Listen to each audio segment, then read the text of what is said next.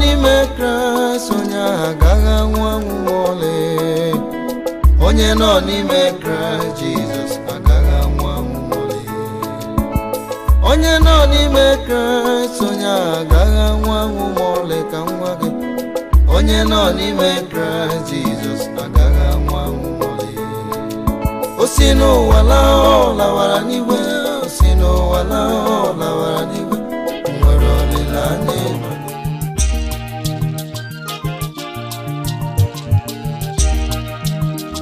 Wale nande bijenuwa, wale nande bijenuwa, kunyada namba nande bijenuwa, natuku keluwa nemesi yoga fani anyao. Wale nande bijenuwa, wale nande bijenuwa,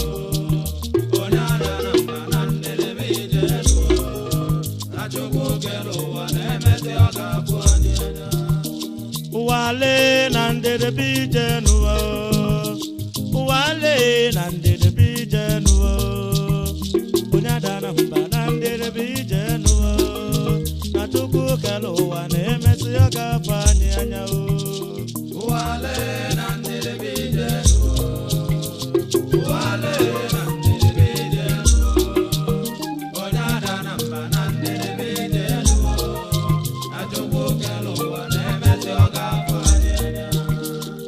Don't want to it's all you done is a go. Open a gentleman and the video. You want a bit of Wale and the video.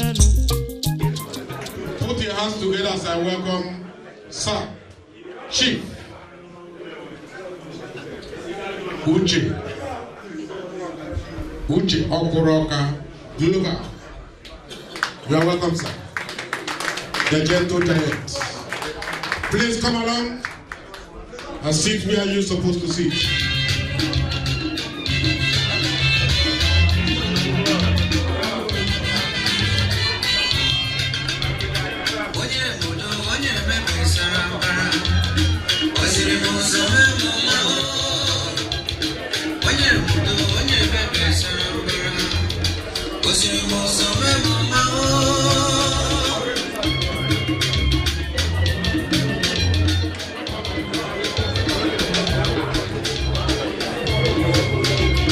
Chief Odo also, Honorable Adam Obai.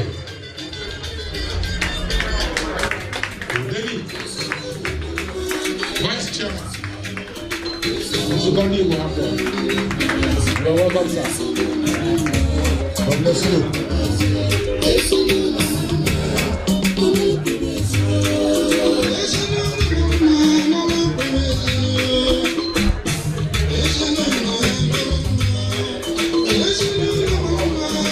Chief, or High Chief Teddy Emele Akajuku Nalibu. You are welcome, sir. Chief Teddy, I saw him here.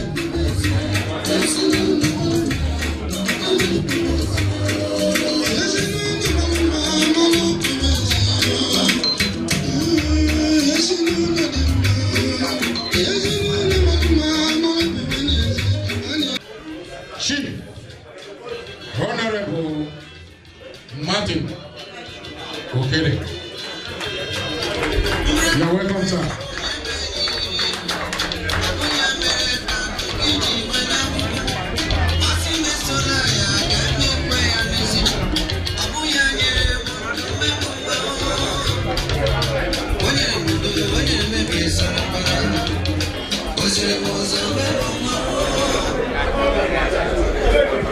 High Chief Teddy MLA, I've called your name, please come along.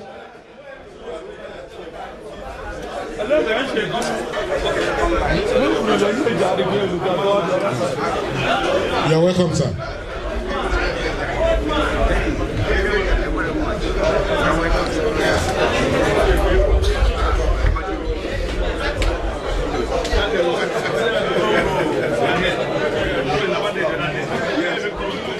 Special manner, the Nzugondi in Hamburg. You are welcome. God bless you. Royal Ladies of Hamburg, you are welcome. God bless you. NCG, the fan club, please, we are welcoming you. God bless you and thank you for coming.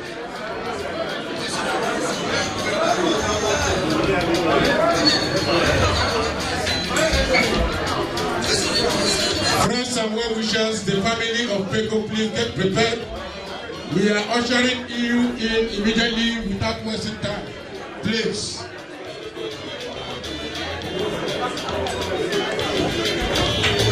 The family, the friends and well wishers, the chief mourners, please, we want to invite you to the high table without wasting time. I hope our brother Cosmos from Nuremberg is ready there. Our coordinator Charlie Chappell, Jennifer Akada, the captain NCG. I hope all of you are around. We also welcome to the table Maria, the granddaughter and the chief mourner. We are welcoming you. Peko, are you ready?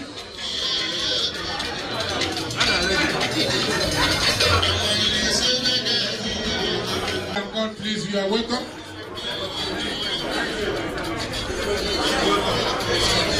Take your seat, please. You are welcome. From the second row to the third row, you are welcome.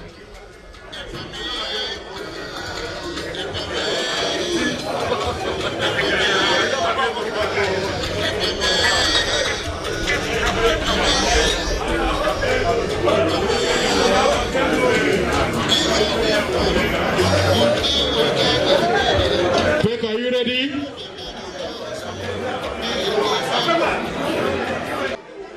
One of our chiefs here in Hamburg, know that person, Chief and Lolo Akuchinyere one of Anana. Iru. Woody.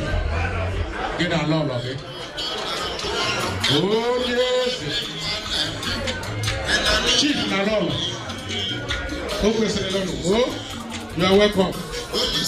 Lolo, you are welcome. Is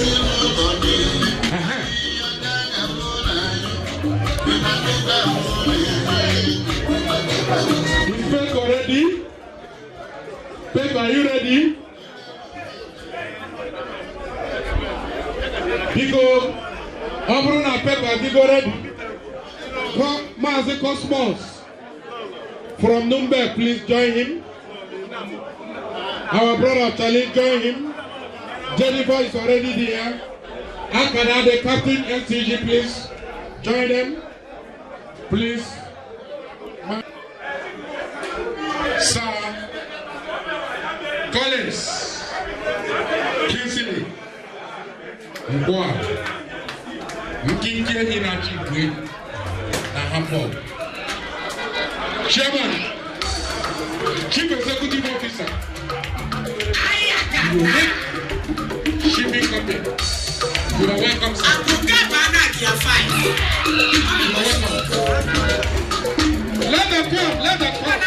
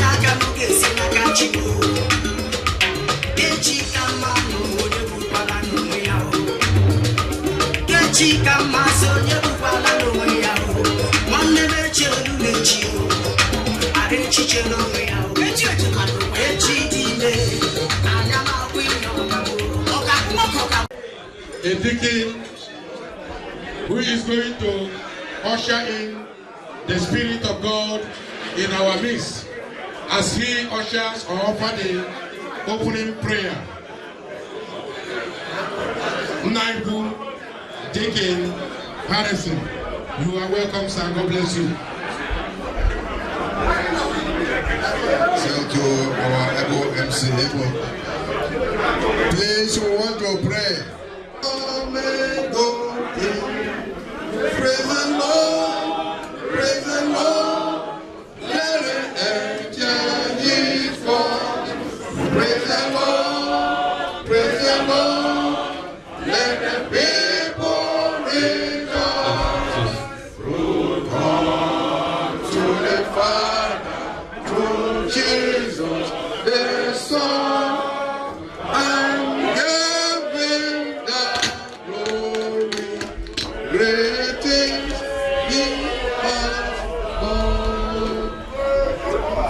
And so, our dear Heavenly Father, I want to say a big thank you to you. First of all, for the privilege of being alive today. I want to say thank you, our Father. I want to say thank you, Holy Spirit, the living God. You made it possible for this gathering. We are asking you to take preeminence in all we are about to do here tonight, in respect and honor of our departed daddy. Mighty God, we cannot do it without you. Therefore, direct all we are going to do here. In peace we have come, and in peace everything we go through here, and we return back to our respective homes. In the name of Jesus. Amen. Those of their way coming, we pray, Lord, for your journey mercy upon their lives, O God. Even in this wakekeeping, you have not just come to look for the picture of the deceased. We have also come here to learn something. Therefore, as you might Lord, help us. Those who want us to learn here tonight, so we take it home. In the name of Jesus. Plead the blood of Jesus over this environment. We cancel every devices of the enemy. Any troublemaker, let it be far from this place.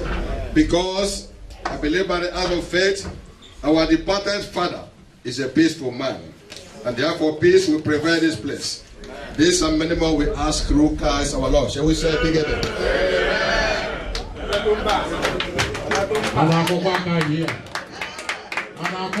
Here. Wow. Yes. Captain Bruce, the only mayor of Hamburg. You are welcome, sir. God bless you. We also recognize the presence of Omar of King.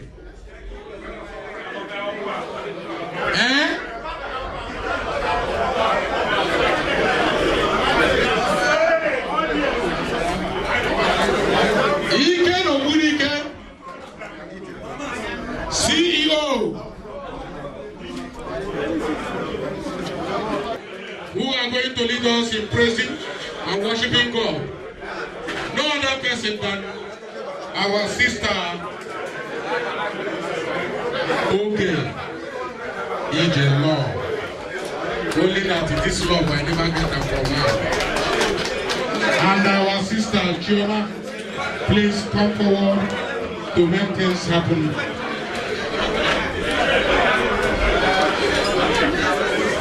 Sisters, okay. Sister Chioma, you.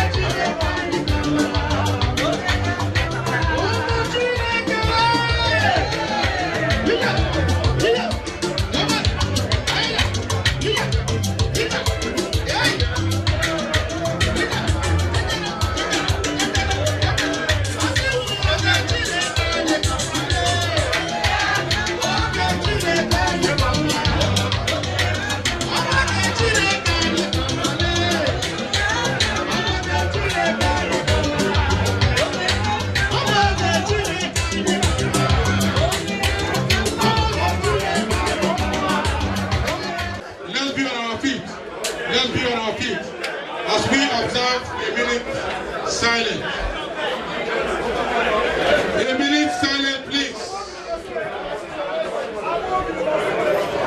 A silent, please.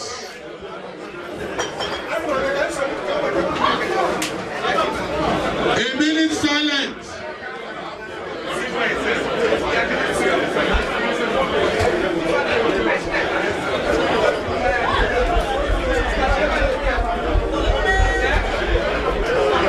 Please, it is 12.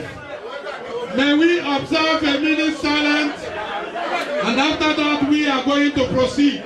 Please, let's go. 1, 2, 3. A minute silence, please.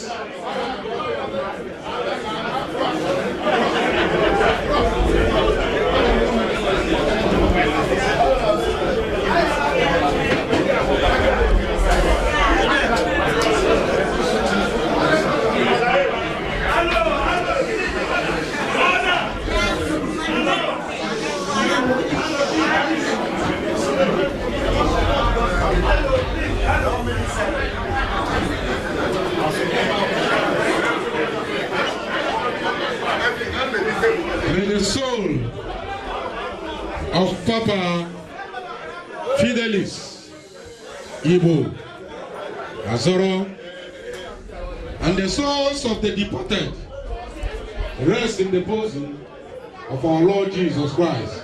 Amen. Please, there is a caller before us.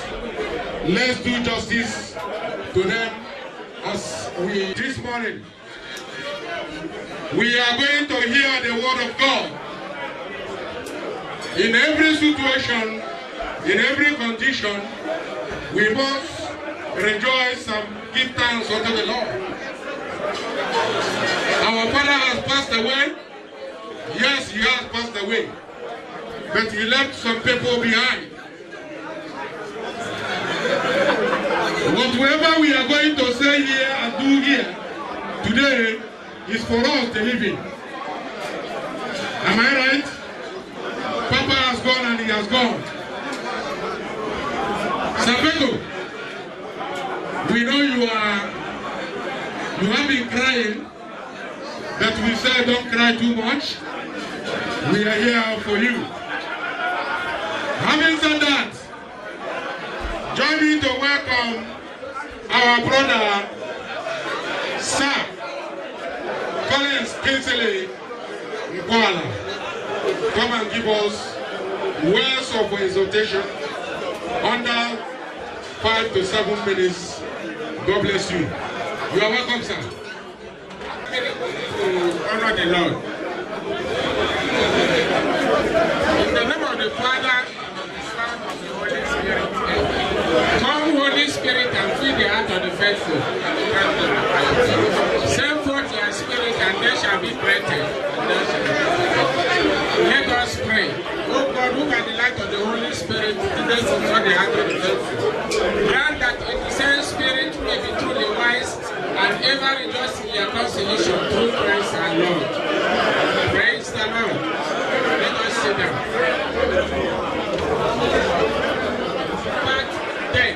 Whatever we are doing, get yourself prepared.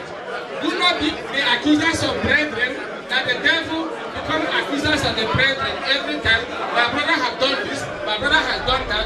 Be prepared that you can be called from here. You can be called from anywhere. You come and say, and when you told me, know that take my soul and don't or I am a sinner. I now want to go home. Forgive my sins and my iniquities. So we are saying now that the Lord has called him. May the Lord also receive him at the last day so that he can also rise as the Lord Jesus has risen from the grave. May the name of the Lord be blessed in Jesus' name.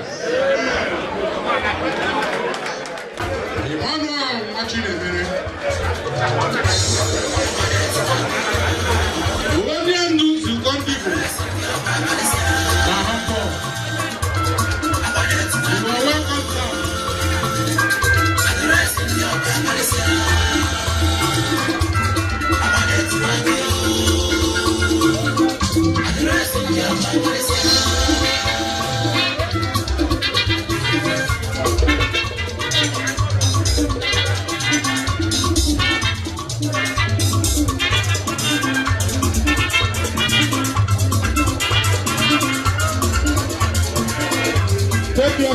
your seat, take your seat.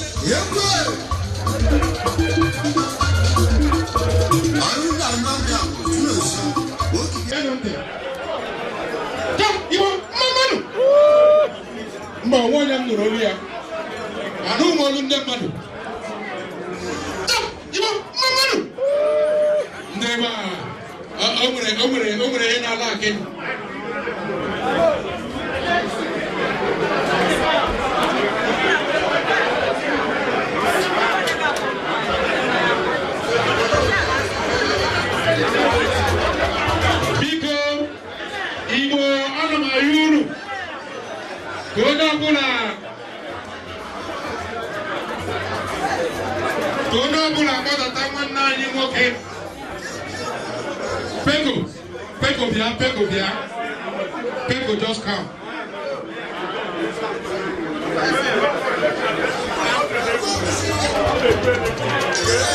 Are we together here?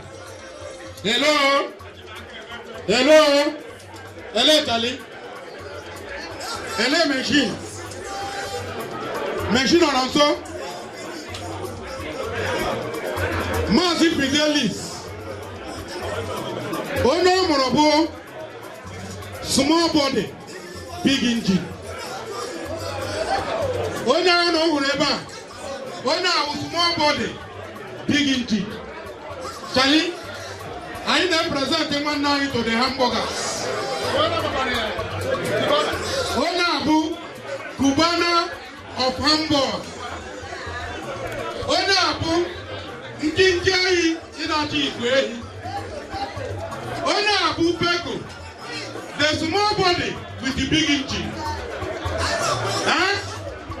I'm not injuring the image, you know. But I'm injuring Kampunobi. Huh? I'm injuring Kampunobi. Kuwaya. Chief Kuwaya. Chief Kuwaya.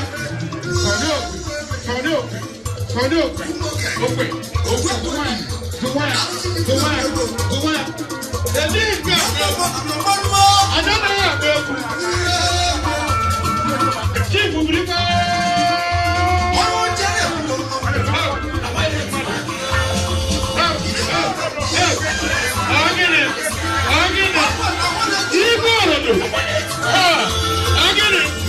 I hear you.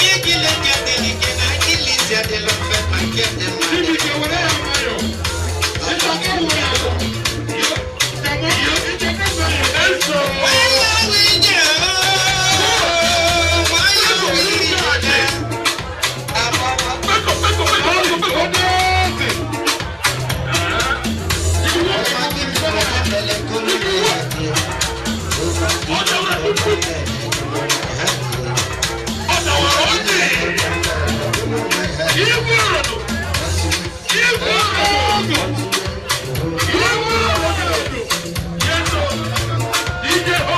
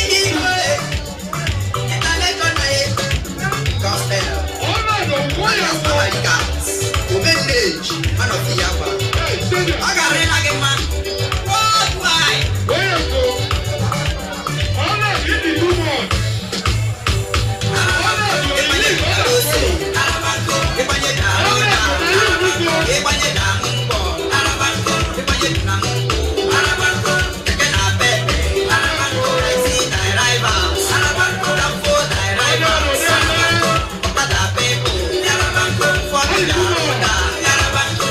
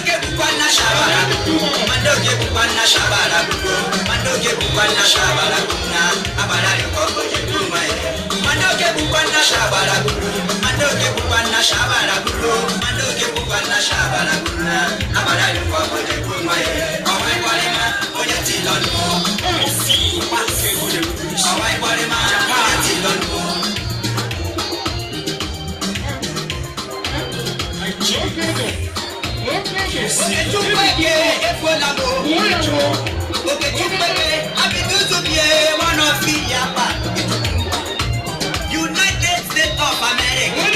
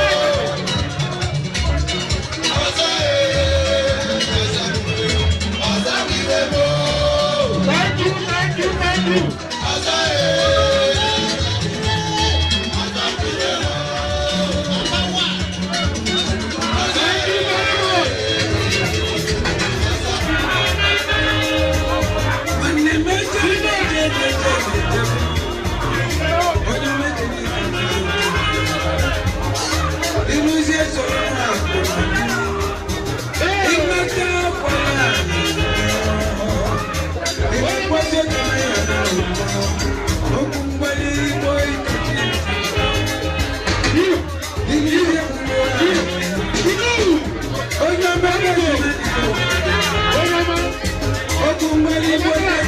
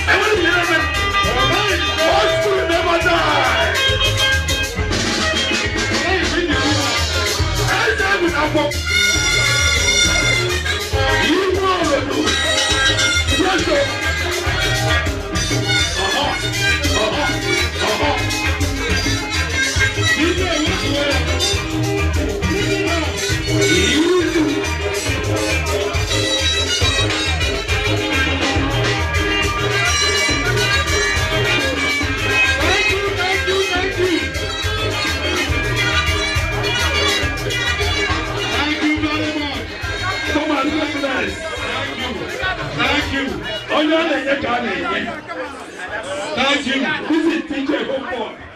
Old school never die. Thank you very much. Thank you very much.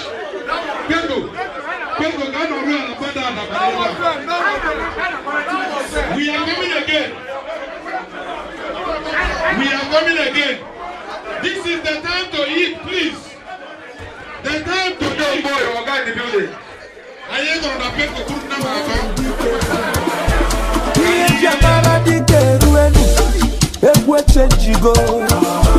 Iye jamara di keruenu, ekwe chenjigo. Iye jamara di keruenu, ekwe chenjigo. Iye jamara di keruenu, ekwe chenjigo.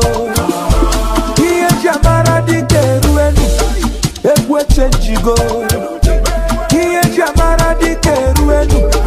Ekwadagarigo, Omarungabasi, Onamekasi, Omarungabasi, Onamekasi, Ebubedike, Ileikepe, Wanimanaria, Achaluko Dike.